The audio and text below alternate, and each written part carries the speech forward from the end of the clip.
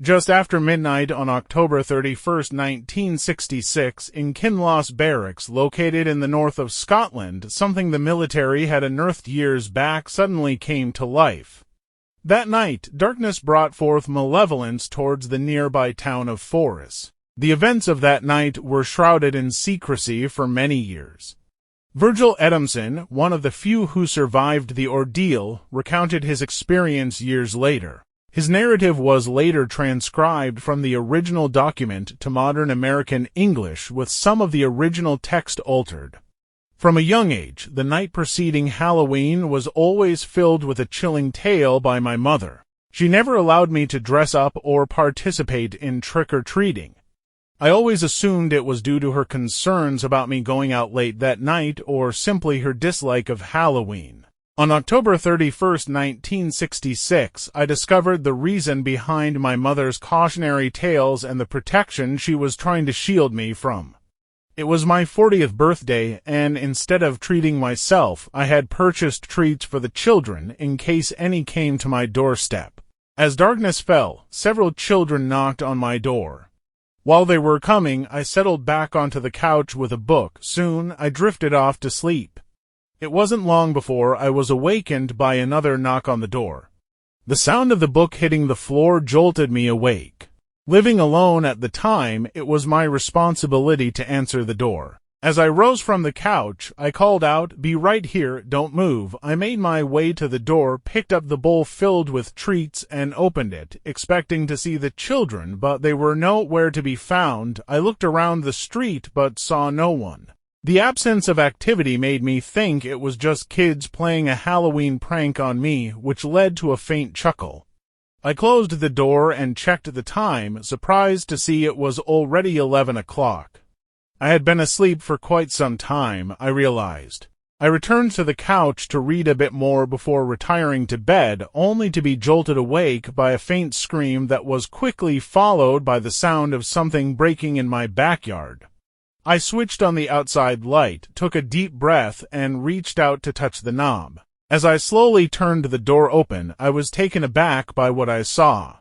It was a young teenage boy, presumably dressed in costume, with his rib cage cut open and his heart missing.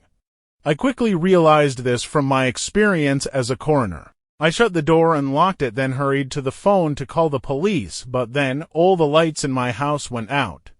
It was then that I heard the terrifying cries of children coming from behind my house, possibly from the next block. I picked up the phone, but it was dead, no dial tone. I dropped it and ran back to the window to see if I could spot the source of the screams. I looked everywhere, but there was no one there. All of my neighbors' lights were out too. By this point, I was terrified and shaking so much I thought I might lose control. I stood by the window, trying to figure out what to do next.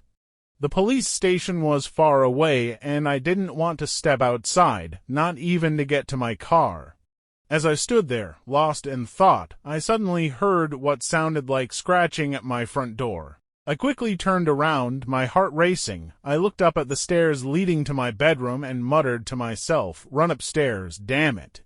After a moment, I managed to move and sprinted up the stairs. Once inside my room, I slammed the door and pushed my large dresser in front of it, securing it so no one could get in. As I backed away from the door, I heard the noise of glass shattering downstairs, thinking someone or something had broken a window and was now inside my home. There was a long pause before I heard the sound of running footsteps coming from downstairs. It didn't take long for them to reach the stairs. I considered hiding in the closet, but decided against it, fearing I might need to hold the dresser against the door. Standing there, shaking, I kept repeating to myself, "Go hold the dresser," and "Go hold the dresser." My legs wouldn't cooperate. Suddenly, without any warning, something grabbed the door handle and began violently shaking the door, trying to force its way in. Without a second thought, I rushed over to the dresser and pushed it against the door with all my might. I was determined not to let anything from the other side enter my room. This action lasted for about a minute before I exclaimed, "Who the hell are you? What's your motive?" The noise suddenly ceased, and I heard laughter and scratching sounds. The scratching was slow and intense, as if someone was using a pitchfork to scrape at my door. I couldn't tell how long this went on before I heard the laughter of children outside. I could hear their joyous voices and chatter as they strolled down the street. The scratching abruptly stopped, and whatever was attempting to break into my room dashed away towards the children outside. I shouted, "No, no, no," as I yanked the dresser away from the door. I flung the door open and began to sprint down the stairs, the terrifying screams of the children following me. As I reached the outside, I looked to my right, and from the moonlight I could see a woman crouched over a child. She was moving her arms aggressively, creating the most horrifying sounds. I shouted, "Hey, stop that!" She immediately halted her actions and slowly turned her head, looking back at me. I was completely taken aback by her appearance. She was stunning, with pale skin and red hair, and there was something unsettling about her. I noticed dark stains on her face, which appeared to be blood, and her mouth was filled with it. She slowly rose, turned, and began to walk towards me. I backed away as she approached, realizing I had to run, but there was something about her that drew me in. I caught a glimpse of the child she was tending to, and it seemed he had suffered a grave injury. His rib cage was wide open, and it seemed his heart had been removed. I finally snapped out of it, turned, and started to flee. As I ran, I heard her laugh in the same eerie manner as before. I had no plan, I just kept running. I thought about returning to my home and repeating what I had done before, but I doubted the dresser would prevent her from entering again. After what felt like an eternity, I had to stop to catch my breath.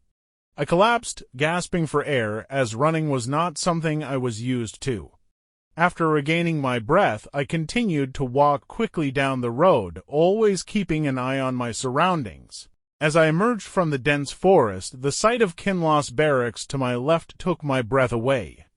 The realization that I had traversed this distance left me feeling a profound sense of relief, knowing that the military personnel stationed there could offer protection. Turning my gaze, I began my descent towards the entrance.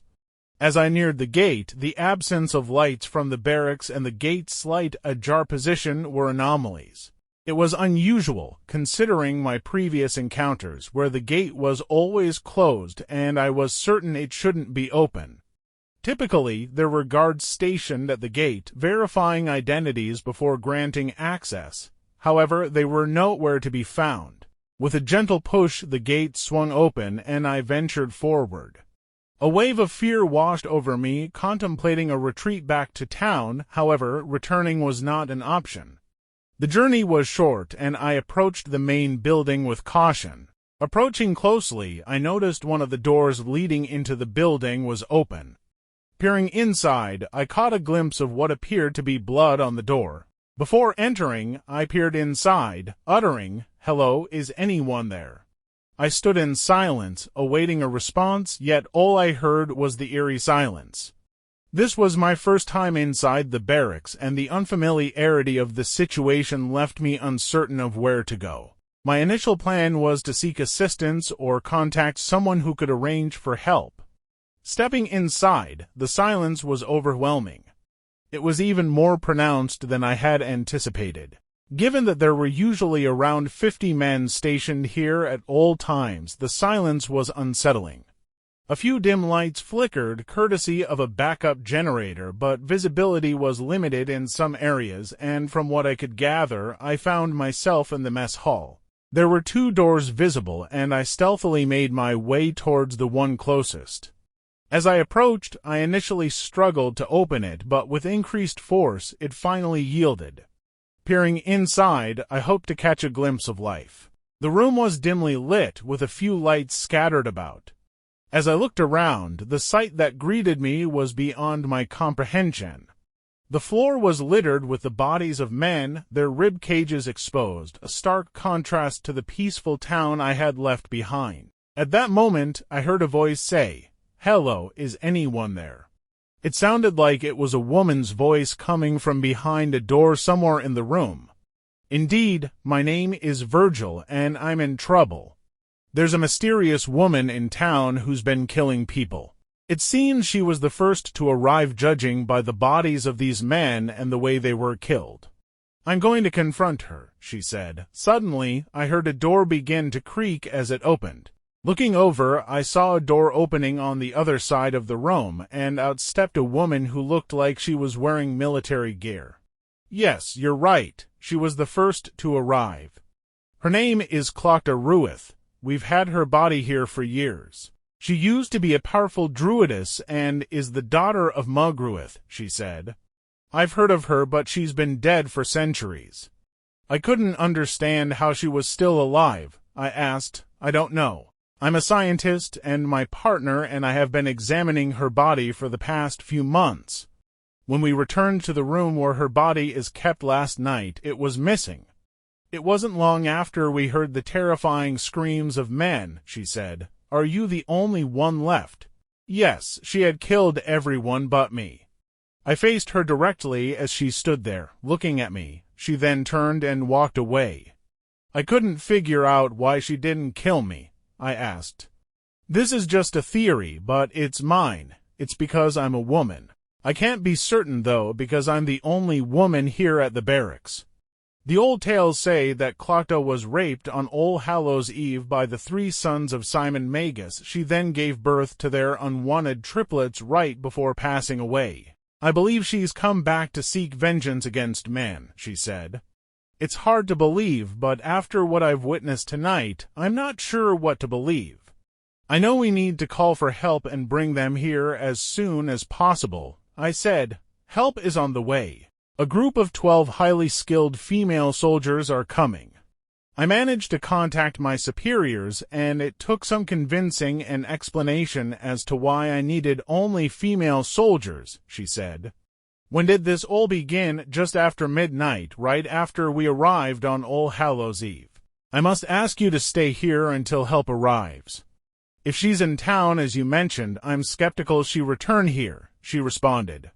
She then led me to a section of the barracks she believed would be the safest for me. As I passed by the bodies of the men, I noticed their hearts had indeed been removed. It wasn't long after that the 12 female soldiers showed up. Upon entering the room where I was staying, I noticed they were all armed and appeared intimidating. The one I thought was in charge asked me to share everything I had witnessed. I could sense from some of their expressions that not everyone believed my account, but the evidence of the murdered men scattered throughout the barracks was undeniable. The female scientist whose name eluded me mentioned she was joining them and instructed me to secure the door behind them as she handed me the key. Should they fail to return, I was to wait out 12 hours, expecting more soldiers to arrive at the barracks by then. Waiting in that room was the most challenging and lengthy period of my life. All I had for company was a clock and a small lantern that I used intermittently. Hours passed before I heard a knock on the door, and the female scientist assured me it was safe to come out. As I turned the key to unlock the door, the thought of being deceived by Clocta crossed my mind, but it didn't matter. If the other female soldiers were dead, then so would I. Upon opening the door, I was greeted by the friendly face of the female scientist. I let out a sigh of relief as I returned the key to her. What had become of her? What had she discovered in town? I couldn't say. It's been taken care of, she replied. I regret I can't say more, she responded. I then followed her to another room where the 12 female soldiers were gathered and took a seat. They all looked as though they had endured unimaginable suffering, with some even covered in blood. The leader of the 12 then declared we had resolved the issue and tidied up the gruesome scene she had created in town. You're not to speak of this to anyone, is that understood? I simply nodded my head and confirmed my understanding. I didn't have anything more to add, and with everything that had transpired, I was hesitant to challenge her. The leader of the 12 then looked at one of the female soldiers and directed her to escort me back home. As I stepped out, the sun was beginning to rise, offering a warm welcome. During our drive back to my place, we remained silent with each other. I had numerous questions swirling in my mind, yet I knew better than to ask. Upon her arrival at my residence, she informed me that I was here. I expressed my gratitude, exited, and walked directly into my home, making my way to the back door. As soon as I opened the door, I hoped to find the young teenager's body, but it was nowhere to be found. I settled onto the couch and stayed there until late afternoon, unable to contain my curiosity any longer. I ventured outside, hopped into my car, and drove towards the Kinloss Barracks. Upon arrival, I was greeted by the sight of trucks and soldiers scattered around, forming a large barrier that prevented any approach. Thus, I halted, turned my car around, and returned home. The lack of sleep that night and the following months was unbearable. It continues to haunt me to this day. I never found the answers I sought and have never mentioned it since. However, the scratch marks she left on my doors remain as a constant reminder. I left them there as a testament. For more chilling tales of horror, please subscribe.